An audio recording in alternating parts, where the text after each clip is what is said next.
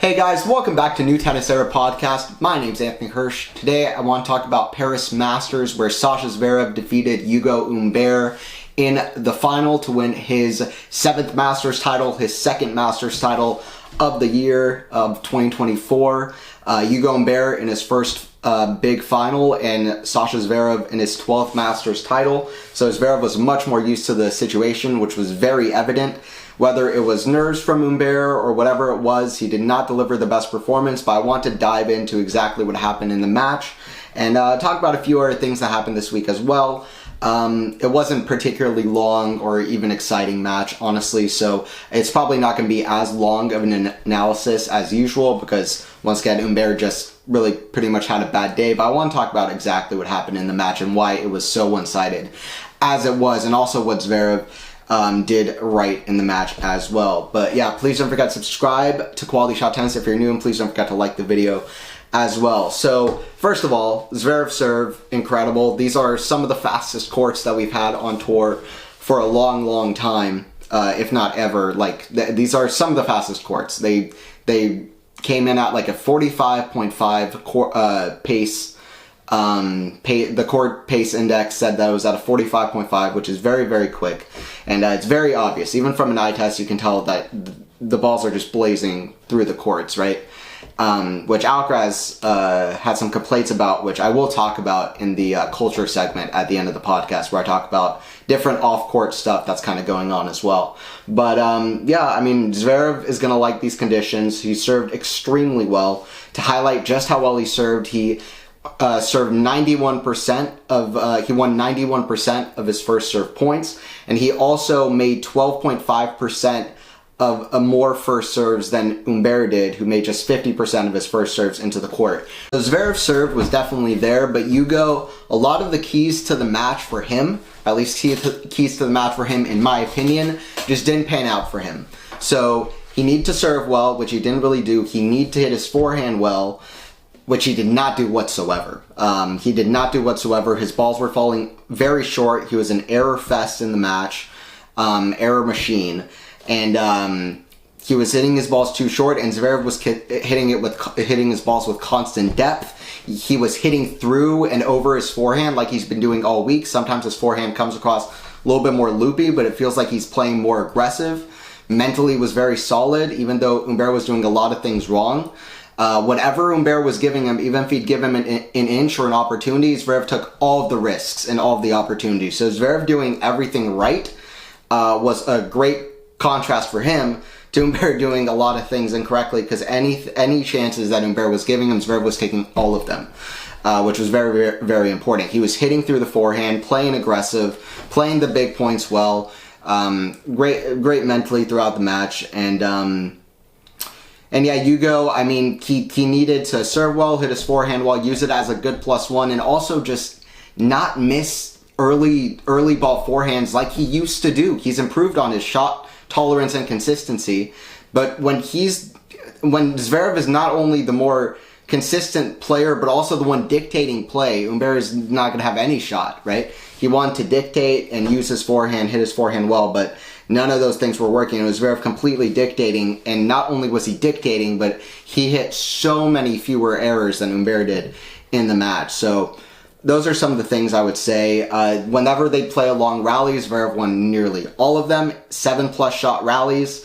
Zverev won 15 and Humbert won 3, which is 5 times the amount of long rallies that Zverev won compared to Humbert. So the shot tolerance and consistency that Humbert would have wanted coming into the match, just nothing played out like that at all. Humbert's forehand was not working, and Zverev, I also felt with his forehand, was going down the line more than he'd usually just want to hit more cross-court forehand, cross-court, but he was being aggressive, taking his chances over the higher power of the net, and also, yeah, I mean, he was just doing well to really, I don't know, keep the ball away from the strike zone of Humbert, where Humbert would have an opportunity to dictate with his forehand, and Humbert was missing a lot of forehands because he was in slightly more difficult positions than maybe he would have been in the past against Zverev, because the head-to-head going in was 1-1. Last time they played was last year in Paris Masters, and it was a third set tiebreaker, so it could have been close. But and Humbert had the home crowd advantage. but it was very awkward because it was one of the worst performances in a big final I can remember. Really, one of the worst and ugliest performances I can remember from a player in a big final, honestly. So many unforced errors.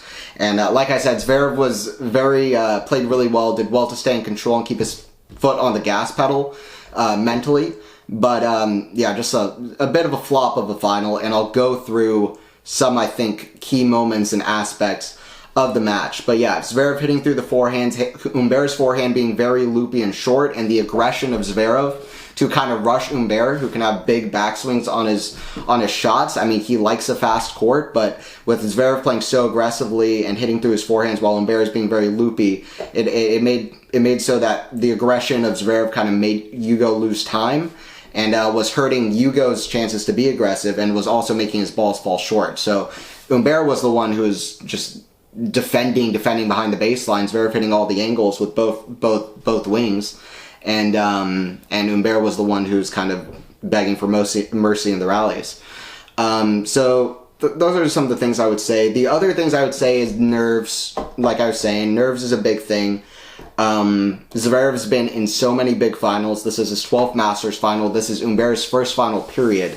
So it could be nerves. And also, I'd like to mention, there's a lot of drama surrounding Humbert after his semifinal match. On social media, he was getting, roasted all over from everybody. Everybody was on Humbert's case, and including Karin Khachanov, who spoke very poorly of Humbert in the post-match press conference and on court after winning the match, talking about some of the antics that Humbert was pulling. And I would be surprised if it had no kind of factor on Humbert whatsoever. Particularly because it seemed like he was so mentally off his game in this match, and just off his game in general. So I wouldn't, there's no way of knowing unless Humbert speaks about it, but I wouldn't be fully shocked if that was at least some kind of a factor going in, because not only has his name never really been in a spot like this, but a spotlight like this. He's not used to being in a negative spotlight like this. So it could have, whether he was in the wrong or the right, and I'll talk about that during the culture segment later in the podcast as well, the tennis culture segment. But whether he was in the wrong or the right, you could understand how instinctually he would be a little bit more cautious to celebrate in the ways that maybe helped him get to the final and perform at his best throughout the week. So that is not a great thing for his game, in my opinion, and also being a little bit hesitant to use the crowd the way he did in the semifinal, etc., etc., and the crowd really had very little to cheer for throughout this match. So overall, those are some of the things that I would mention. Zverev wins the 10th big title of his career. He's the 7th player to do this since Masters was introduced in 1990 after Sampras, Agassi, and the Big Four, which is really crazy considering those names and the fact that Zverev doesn't have a slam title to his name, but he has a lot of wins at the Masters level. So yeah, overall, good stuff for Zverev, and I'll go over some of the key moments in the match. First, the last stat that I want to mention is Zverev won 2/3 of the key points or big points in the match, like break points, deuce points, etc., etc., some of the biggest points. He won 2/3 of them. He won 21, Humbert won 11. So he was the one who's playing mentally much more solid. That being said, let me go over some specific key moments and kind of give a little bit of insight what actually happened to the match. And before I do, I just want to say once again, please don't forget to subscribe to the channel, and make sure to share around the podcast. We're just getting started, and I'm just getting started, so please don't forget to share around. It would be a great help as well to get this podcast out there. Alright, so starting with the key moments of the match. First, I want to talk about the 1-1 game. This is very reminiscent to me of last week in Basel and Petchy Pericard versus Ben Shelton, because in that final, not as big of a final, although an ATP 500, but they did not lose serve all week, which I spoke about that final last week, but they did not lose serve all week, and then everybody was expecting pretty much 3 tiebreakers, and Petchy Pericard broke Shelton in the 3rd game. Similar story here. Humbert's been serving fantastic all week. He was serving incredibly well against Alcaraz to upset Alcaraz earlier in the week. He was serving extremely well. A lot of holds to love, a lot of holds to 15, and Zverev obviously been serving extremely well. Would love these conditions. Did love these conditions. So I was expecting a very close match with tiebreakers. We did not get tiebreakers. this is what we got. 1-1, 30-15, Zverev hitting the forehand with a lot of depth, and Ugo hits just a neutral forehand in the middle of the net, okay? Then, 2 more errors in the game on the forehand. 30-all, he hits an error off a +1, and then at 30-40 break point, very long rally, and Humbert completely misses a forehand after a long rally. So, the forehand was completely missing, and Zverev was hitting his forehand well, but at this point it was nothing special. It was just Humbert just missing bad forehands. He goes for this wide stance near the tram lines, near the doubles alley, where he's right near, as if to hit an angle serve, but what Humbert's been doing, he's been mixing it up really well, where impressively can go down the tee with a serve. You don't usually talk about skill when it comes to a serve. That's not, skill and talent isn't usually the main keywords that you use when you talk about a serve. But to be able to hit a very effective down the tee serve when you're serving near the tram lines is a very impressive skill, I would say, especially to hide it. That you're going to do that rather than go out wide. But Zverev was reading Humbert's serve extremely well, even when he was making the first serve, which, like I said, was only half the time. But he had 2 wide stance serves near the doubles alley on those 3 points, every time, both the points on the outside. And he hits 1 out wide, he hits 1 down the tee, and Zverev gets them both right back to the baseline with ease, where Humbert basically has to pick it up off his feet. So Zverev was really hurting him with depth, and neither of those were winners, but they really set the tone that Zverev was going to get returns back, and he was going to be aggressive in this matchup. By the way, Zverev won the coin toss and elected to receive first. It didn't really pay off in the first game, but I feel like the second service game of Humbert was kind of a carry, had a bit of an effect. You see more players doing that now, where especially if their opponents are really good servers, maybe electing to receive first because they might have their lousiest service game in the first game of the match where they haven't found their rhythm yet, and it could be a chance to break. I'm seeing players do that more often. Anyway, I feel like he never got quite the serve rhythm, Humbert, after being broken early in the third game to go down 2-1.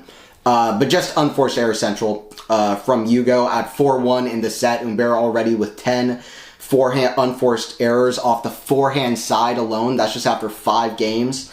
Out 1-3 to go down double break. He hits a double fault. And then he hits 2 consecutive forehand errors to give away the game, including a horrific one down break point where Zverev barely makes the return back in play, but he's getting balls back. He's getting returns back in play. And it's very short, it's very high, and Humbert just misses an easy forehand into the net. Very strange mentally from Humbert. Throughout this tournament, I feel like Humbert's been good on the big moments, the big points. He's been very locked in, mentally solid. That's another reason I really feel like the negative spotlight thing maybe, we'll never know, but maybe had an effect on him. It's very, very possible, but he was definitely off his game mentally in the big points. Whereas against Alcaraz, 5-5 in the third set, Humbert played some incredible shots. He was showing off incredible foot speed when that's really not what Humbert is known for at all. And he had some incredible gets. A couple forehand and a backhand that were incredible running towards the net. For drop volleys that Alcaraz hit and drop shots, and then he won he was winning the big points against Alcaraz, but here he was playing the big points all wrong. Just spraying forehands all over the court. Zverev does a great job of just imposing himself and staying mentally ahead, putting Humbert under pressure, rocking his own forehands, making first serves, unlike Humbert. He wins the 4-1 game with nothing but forehands. All big first serves, and he hits 5 shots outside the serve. All of them are 5 forehands that are hard and deep into the court and making Ugo run around, and they all help him win the point. Just staying in control with the forehand, just doing a great job of keeping the pressure on Humbert. So, like I said, it's a duality. Zverev was playing really well, Humbert was not. And then this point, really, in the scheme of things, doesn't really feel important at all, but I think it's more important than it seems. Ugo really with his only truly just great game of the match at 5-1. He holds to love. Humbert just plays great. And the crowd has something to cheer about. He plays some great shots. He hits a couple forehand backhand winners, and he just plays a great game. 5-2, 15 love. The game right after, it feels like maybe Humbert could pick up a little bit of momentum and at least going into the second set, because it seems like he starts to play better after 5-1. 15 love, a long rally, and I feel like an important point for just momentum and confidence with Humbert's game, who's maybe starting to play slightly better. Even from like slightly tough positions, Zverev is able to control the court with his forehand, and he attacks Humbert's forehand with his forehand and grabs a forced error into the net, which I feel like was an important moment, because just the way that Zverev is able to, like, Humbert was kind of rushing Zverev around the court, and Zverev fearlessly just attacks his forehand as hard as he can into the Humbert's forehand and breaks it down, which is really, I felt like a big moment to show that Humbert is going to really struggle in this match. If he can't return that forehand back with his own forehand, let alone dictate play with his forehand, but if he can't handle the aggressive play of Zverev, and if Zverev, even when running around the court, can still be aggressive with his forehand, it's the opposite of what Humbert wanted for this match, so that's all I'd say.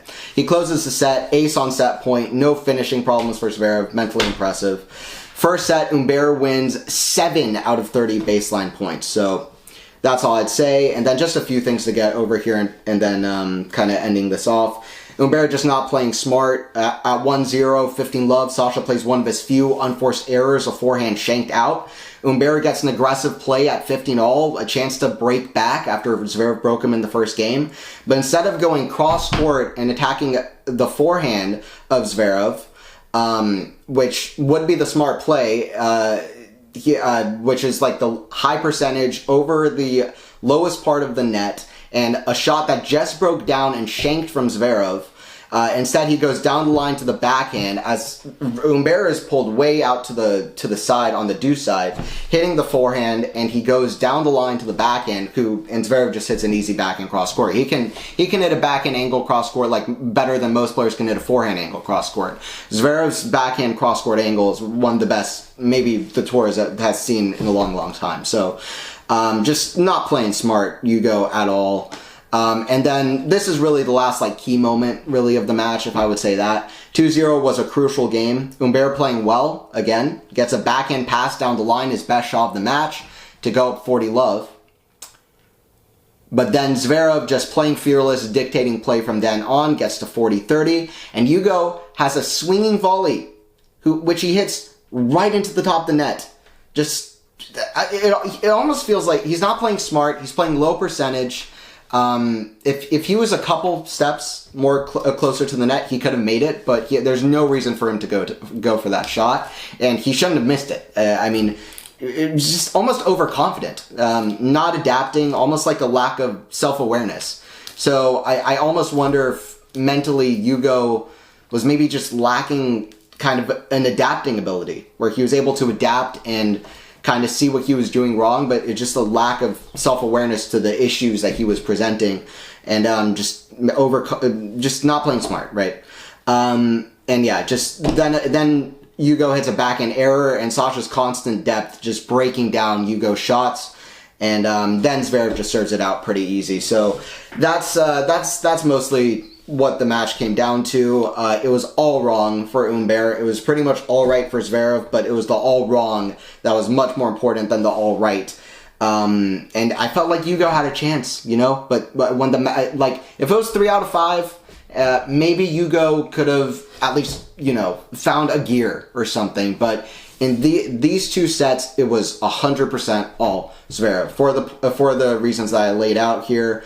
Forehand was a complete mess and a complete nightmare from Ugo. He was hitting balls short. Zverev was playing very aggressively, even when he had to defend off the forehand wing. Usually, Zverev is one of the players who I think is more memorable for his backhand than his forehand. His backhand is absolutely 100% elite. His forehand is not usually elite, but it feels like he's switching up some things on his forehand. Like I said, a little bit less loopy, unlike Humbert, who was a bit loopy and hitting through it, playing aggressive, and it worked out really well. And not only was he playing aggressive, but he ended up with single-digit unforced errors, while Humbert ended up with who knows how many errors in the match. So that's all I want to say. And Humbert's serve was not there like it was against Carlos. And Humbert served and played really well up until this final, but for whatever reason, it did not pan out the way that Ugo would have wanted it to. So that's my analysis of the final. Hopefully that's a decent analysis of kind of what went down in that final. I don't want to take away from Humbert, who there's some things that were impressive from him, just in terms of some cool stats that ended up for him, such as he became the 5th guy to beat Alcaraz post 5-5 in a deciding set, the others being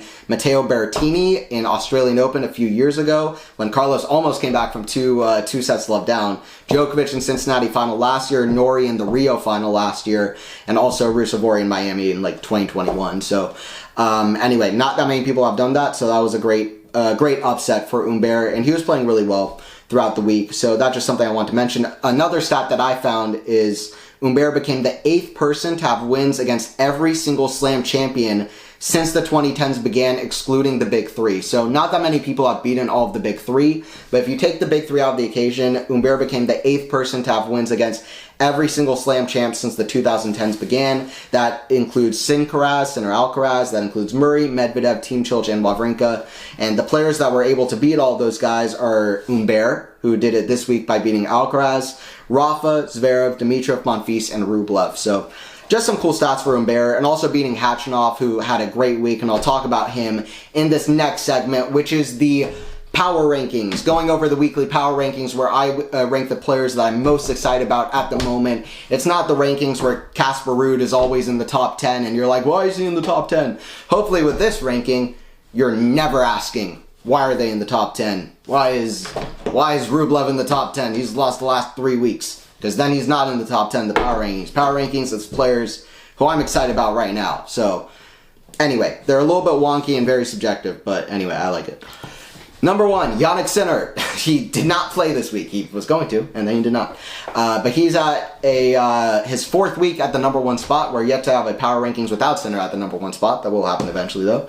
Number 2, Sasha Zverev moves all the way up to number 2, and this is a huge jump for power rankings. Very rarely is there going to be this big of a jump in power rankings. From going from being not in the power rankings to getting all the way to number 2.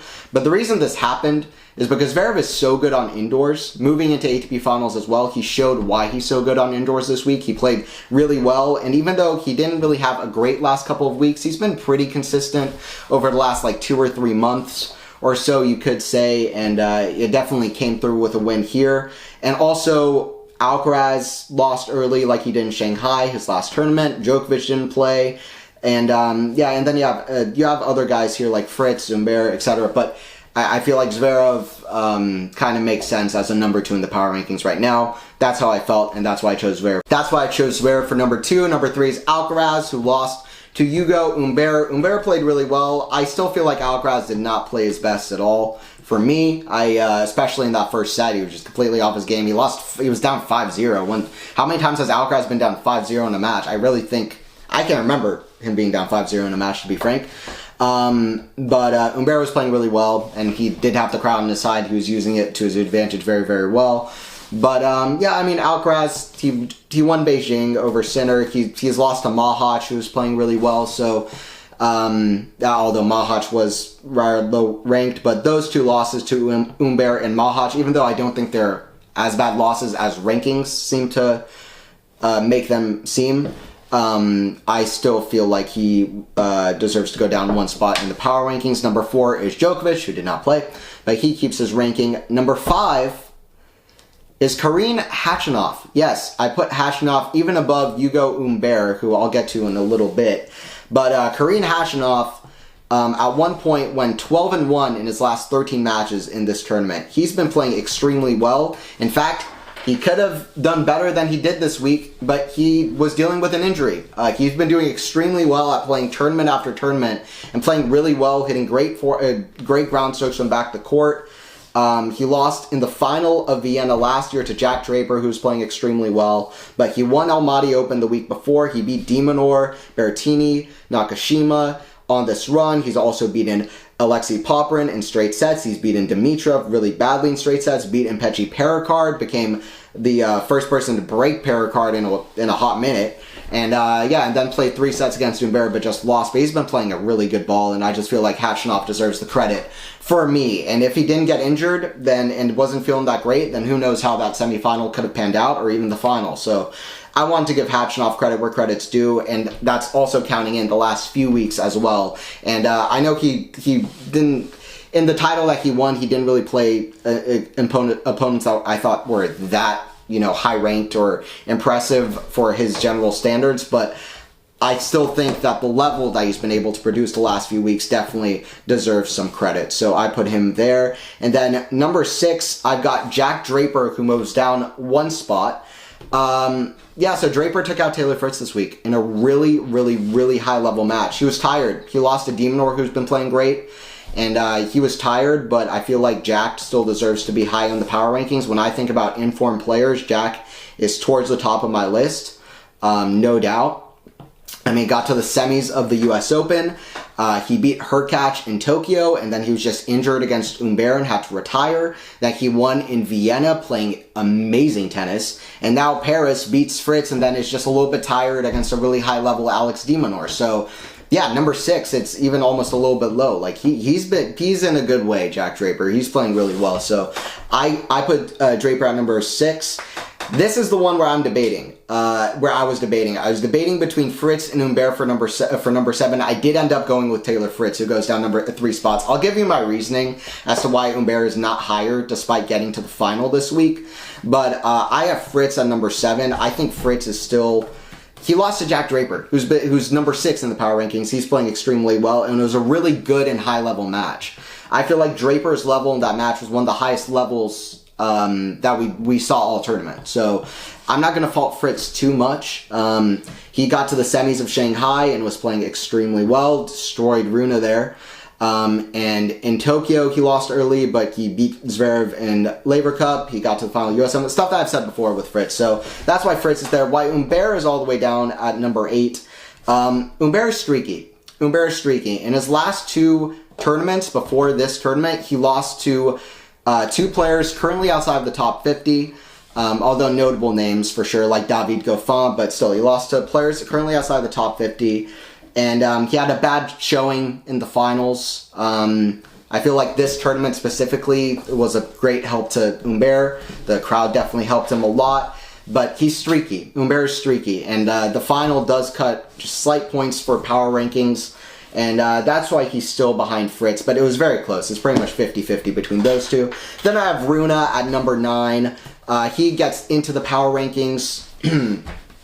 As does Humbert. Humbert was also not in the power rankings last week. But Rune gets into the power rankings. And he's gone to the semifinal of all the last 3 events that he's played, which is very impressive. Actually, that's not true. He got to the semis of Tokyo, and then he got to the semis of Basel and the semis of Paris. So 3 of the last 4 tournaments that he's played. Shanghai, he did lose to Fritz. But he's been playing well. Rune's been playing well. He's fighting well. And this week I felt like he showed some of his best level. Took out Alex de Minaur, which showed a lot. He likes Paris, but I also just think he likes indoor hard courts as well. And it's good to see Rune find a little bit of form. So I wanted to put him on the power rankings. I was deciding between a few different players, and Pechi Pericard still could have been on the power rankings. He was number 10 last week. He beat Tiafoe and narrowly lost to Khachanov, so he could have been there. Shout out to Jordan Thompson, who at 30 years old made his first Masters quarterfinal. Shout out to Thompson, who's a great guy as well. And then Artur Fils was very close from staking in the power rankings as well. Fils was very close. Frenchman did very well this week. Fils was very close against Zverev. 3-set high-level match. He was just tired from last week. The only reason he's not really on here is that in the last 3 tournaments he's played, he hasn't been to a final. So I feel like he's not in the power rankings, but he is so close, and he's going to get into the power rankings at the start of next year. That's how well he's playing. So he is the name to watch at the beginning of last year, but he is not the power rankings for right now, but he's my player to watch to get in, because beating Tsitsipas in straight sets last week, and winning Tokyo in the way that he did, and then this week he played really well, beat Cilic in straight sets and lost to Zverev narrowly, so he's in a good way. But it was Alex de Minaur who took my 10th spot, did well in Basel last week, and this week took out Draper and played a close match against Rune, but he was playing really well. So shout out to Demon, he takes my number 10 spot on the power rankings. All right, and then player of the week, I go with Karim Khachanov. I think Karim deserves the credit. He played really well. The level he produced against Popyrin was extremely impressive. Hitting the ground strokes extremely well. I think Khachanov's underrated. Definitely a player to watch in Paris every year because he played really well here last year. He's won the tournament before, but in general, he's doing really well on indoors. So he's my player of the week. Beat Dimitrov pretty single-handedly as well. His level's impressing me. Honorable mentions to Runa, who also had a solid week, the former champs of Paris Masters, the former underdog champs who took out Novak in the final, both having a good week this week. Match of the week, I go with Alcaraz versus Humbert, round of 16. Alcaraz versus Humbert, round of 16. I don't think this is necessarily one of the matches of the year for me. I don't think it is, honestly, because for a while it felt like Alcaraz was completely off his game. I feel like Alcaraz never really fully found it. In the third set, both guys were playing a high level though, and it was very exciting at times, particularly in that third set. The third set really made the match, honestly. But I don't know. It was the match though was good. The shot making was good. Both guys extremely talented. The crowd atmosphere was extremely impressive. So yeah. Anyway, that's my match of the week. And the end of this match ended in a really exciting fashion, where Humbert was pretty much screwed in the 5-4 game after a bad line call against him, where the ball was, I think, way in and it was called out, or vice versa. But it went against Ugo and they had to replay the point, and then Ugo was basically screwed out of that game. So Ugo, very important, like I said earlier, in the 5-5 game, really stepped up, and he was mentally so solid the whole tournament until that final, and really impressive from Ugo, who really, his peak level is extremely impressive. Ugo Humbert, one of the highest on tour, and this was shown in that match. I do feel like a lot of the games were pretty one-sided, particularly Ugo's service games, and it was a little bit awkward from Alcaraz's side for some of the match, but still. Shot of the week, there's a rally that Shelton and Moutet, two talented players, played at 5-6 in the second set of their match. Shelton hit a brilliant half-volley drop shot that he hit at his toes, and the ball just went right in front of the net, almost like backspinning. And then Moutet, with incredible athleticism, got it and hit this slice lob over Shelton. Shelton goes for a tweener down the line, that very hard and very good tweener. That could have been a passing shot winner, but Moutet was ready for it. He's hit quite a few tweeners in his day as well, and he hits a winner off of that on a volley. But that was my shot of the week, rally of the week. Tennis TV didn't even put this as one of the 5 best shots of the tournament, which I don't understand, but look it up. It's an amazing rally. Okay, and now let me round off the podcast giving some of my thoughts about culture and tennis culture, off-court stuff, and different stuff going on around tennis. First, I want to talk about the ATP ranking system. So, even before Zverev won the tournament, so Zverev's won his second Masters, it's a good season, it's still very surprising, he's ranked ahead of Alcaraz, who's won 2 slams, and also the Indian Wells, also silver medal at the Olympics, which should count for ranking points. It does not, but the Olympics should count for ranking points. Zverev, even before winning, just by making the final, he was to be ranked ahead of Alcaraz going into this week. With Zverev at number 2, if he lost the final to Ugo Humbert, there would be a very real scenario where Zverev ends the year number 2 and Alcaraz ends the year number 3, and Zverev would have won 1 title, any kind of title the whole year, and Alcaraz won 2 slams. As well as a title equaling the title that Zverev won, even though it was a Masters 1000. That is the very real scenario that could happen. Still, it's crazy. Zverev did end up winning the title, but he's number 2 in the world. Now, the conversation that I want to get to is, should there be exceptions to the ranking system, or should there be a different way that the rankings are done in general? The way the rankings are done in general, it mostly promotes consistency, right? Because you get points for everything. Not just winning a big tournament, you get points for second round of it, 250, right? You get points for everything. So sometimes it does come out a little bit weird. Some people didn't really like for a long time when Casper Ruud won 3 250s and he was top 10, top 15 in the world. Yet he barely had any top 10 wins. And yet some players ahead of him, some players behind him, I should say, had top 10 victories, but maybe didn't win as many titles as he did. So there's some things like that I think are interesting to think about and to discuss in terms of tennis. Now, I like the ATP ranking system, I'm not going to lie. As it is right now, I don't mind it. I think for the most part it feels very accurate. But also, I wouldn't fully mind if wins over top 10 players, for example, counted more for more ranking points, right? I don't think that would be a terrible thing. I feel like there are some ways that we could work it where you could incorporate a few more things like that, and it wouldn't mess things up too badly. Now, should Zverev be ranked out of Alcaraz, who has 2 slams? There could be a rule where if you win multiple majors, if you win a second major, you add a certain bonus to your ranking points, or you're just automatically ahead of somebody who has won no slams. So we could include different rules like this to make it make sense. Now, do I think that should happen? As of right now, my opinion is no. I like it as it is right now. I think it makes sense. It really prioritizes players playing throughout the full season and consistency and who's playing high level week in, week out rather than a few big victories all year. Because really with Alcaraz, if you do look at his results, he's been less consistent than Zverev. He's, throughout probably a year round, he's won more titles than Zverev. But if we're looking at his whole season, there is an argument to be made that Zverev has been more consistent. And you don't really have to look past, second round US Open. Alcaraz losing to Botic van de Zandschulp, or even the last 2 weeks losing quarterfinals or before at both the last 2 Masters events. The way Alcaraz started out his year before Indian Wells. Zverev, from the very start of the year, even United Cup, winning that with Germany, has been consistent and high level all year. So it does prioritize consistency. I don't think it's a bad idea to talk about certain exceptions, particularly wins over top 10 players counting for more points, I think is a good one. And that could put Alcaraz at the top spot, I think, ahead of Zverev, potentially. I would assume that Alcaraz has more wins over top guys rather than Zverev, particularly because he's been to more semifinals, finals, etc. So I could entertain some things like that, but as of right now, I think a consistency-based ranking system I think is mostly good because I think it promotes the right things for the sport. It will come out with weird scenarios like this, but which I think is fair to talk about.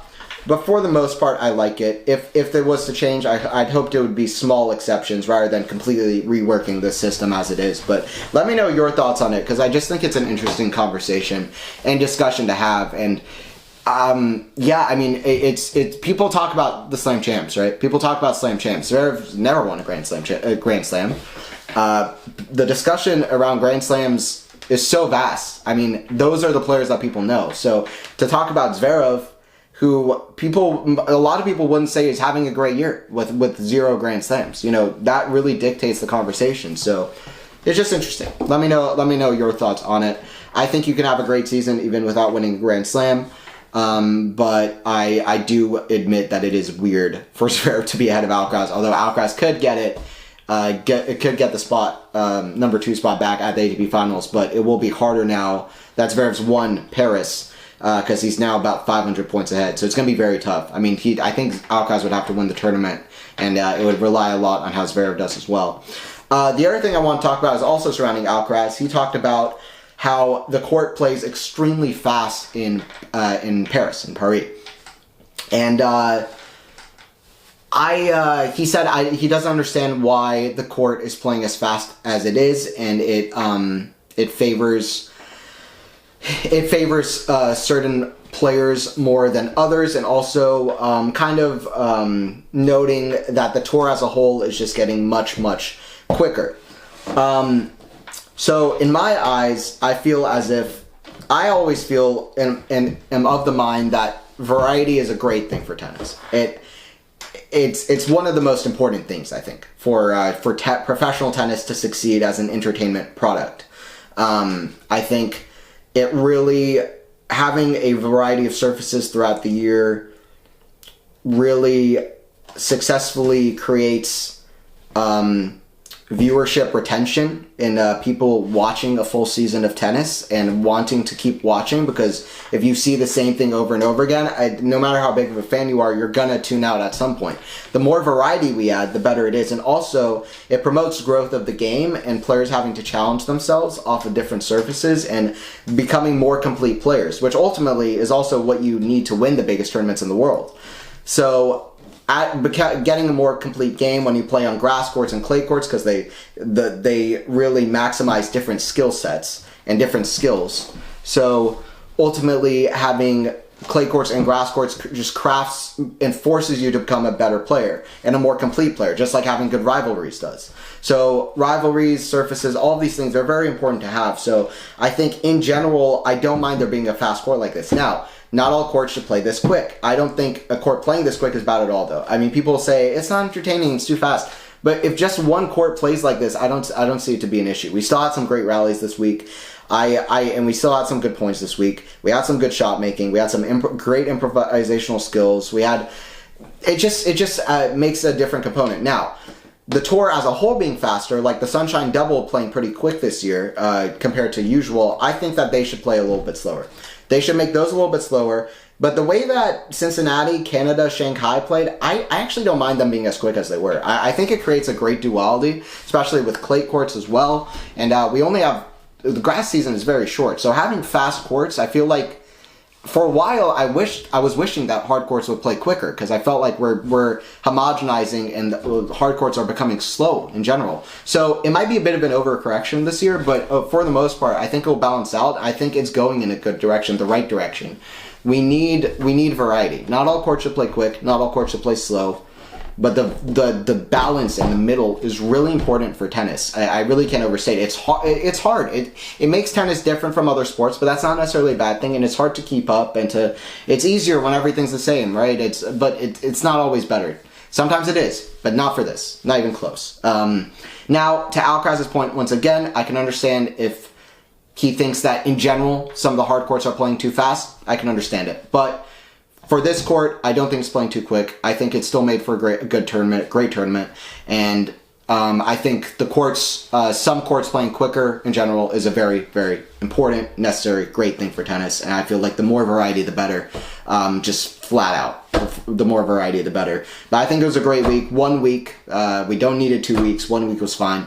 The last thing I want to talk about is Ugo Humbert and the big drama around his his behavior and sportsmanship in the event. Now, I'm always of the mind that people have different ways of trying to get to the finish line, and every single player on tour has some kind of form of gamesmanship or something. Every player on tour has some kind of level of even if it's some minor gamesmanship, right? But there is a line. There's a line, right?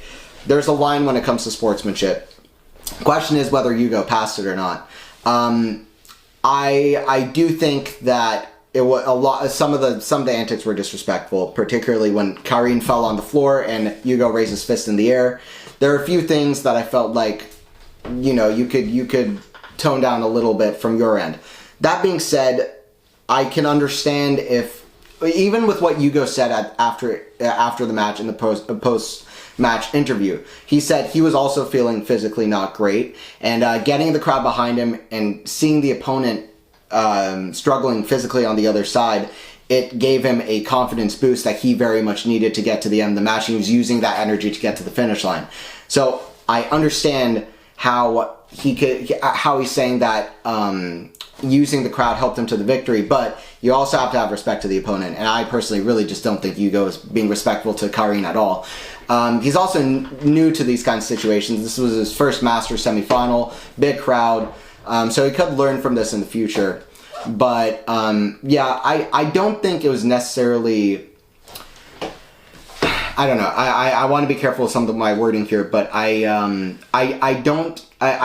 usually try to have respect to how players deal with their antics on court to try to get them to the finish line. So I have some respect to that. I think Ugo should have done it in a more respectful way, and it felt almost like he was almost taunting Karin on the other side who was injured, and that is unacceptable.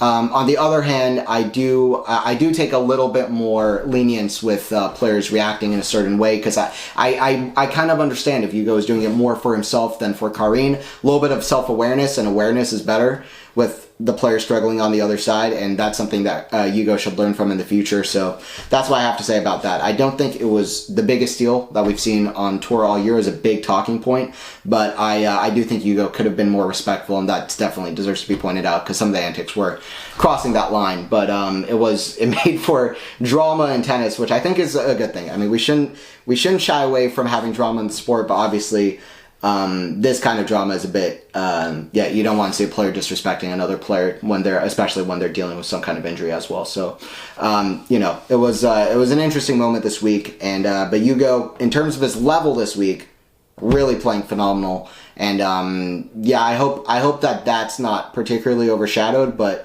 yeah, people have different opinions. There are a lot of people that are going to dislike Humbert now, and that's completely their right. And I do think that he was in the wrong with some of the antics that he was doing. But yeah, I mean, that's kind of my take on that, and that's my take for the culture segment. Some of the stuff that I want to talk about, and overall, Zverev getting the win this week. And gets his second Masters victory. Ugo Humbert also with a great week. And Rune back in the mix on indoors. He seems to like Paris. And overall, we're heading to the very end of the season with Davis Cup and the Turin finals. So it's going to be interesting.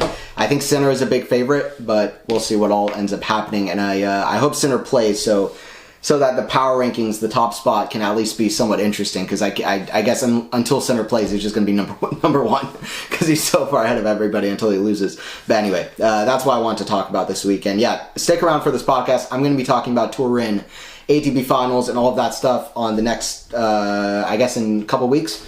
So yeah, tune in for that as well, and I'll be back next week as well. Please don't forget to subscribe, share around the podcast. Please don't forget to like the video if you enjoyed it. It's been Anthony Hirsch here.